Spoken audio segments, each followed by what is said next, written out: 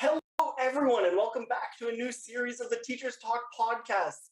We're going to be doing some mini podcasts where we delve into one question and one question only. And it's just meant to be a little short, little insightful, maybe topics that we don't want to spend too long on or can't make into a full podcast.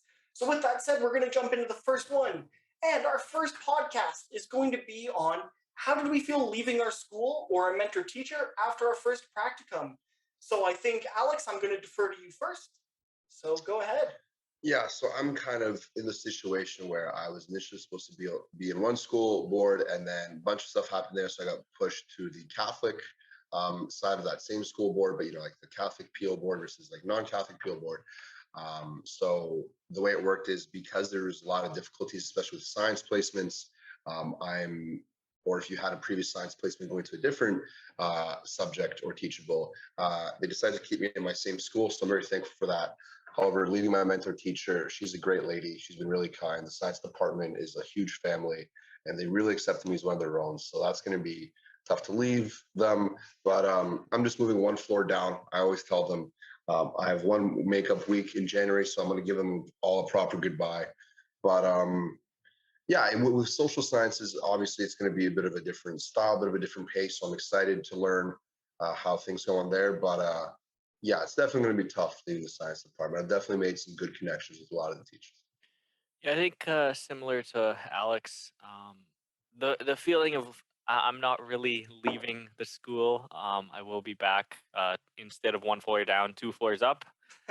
In the science department now instead of the math. I think what I'll miss the most will definitely be the students, just the students that I've built connections with, and like just the ones that know me well and will ask me, questions about my life that I'll be able to share.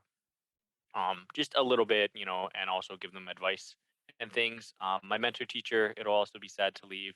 She was honestly so fun, great to talk to, answered, anything I had questions about.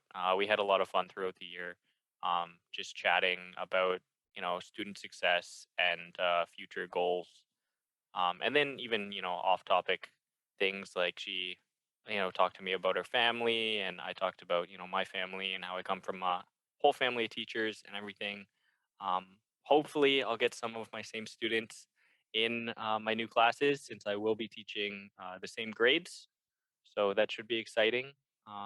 Looking forward to, my next placement at the same school. Yeah, that should be fun for the two of you. You two are very fortunate that you're ending up at the same school, which is at least nice for continuity and for students' sake and like knowing student culture. But it is going to be a little bit tougher, obviously, since you're not getting to experience a new student culture or new administrators. But still, I think given the situation we're in, it's absolutely amazing.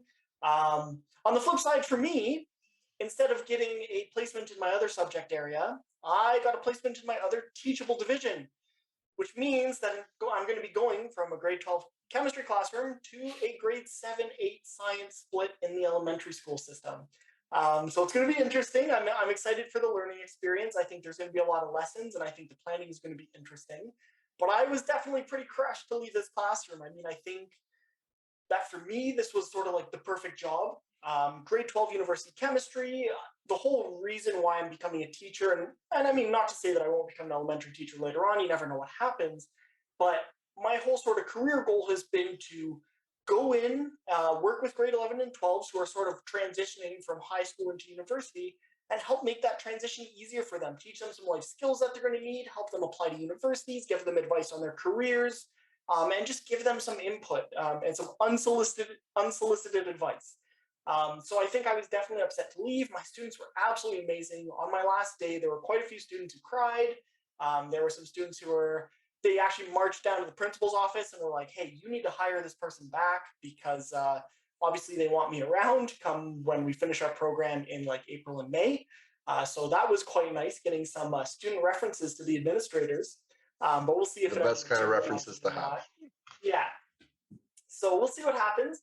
But I was definitely pretty crushed to leave, but they all gave me some really nice gifts, a bunch of chocolate, some wine, teacher's best friend.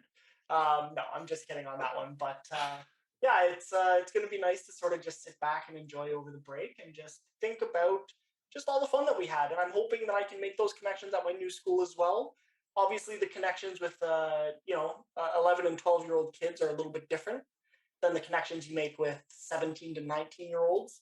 But yeah, I've got no complaints. I'm looking forward to it.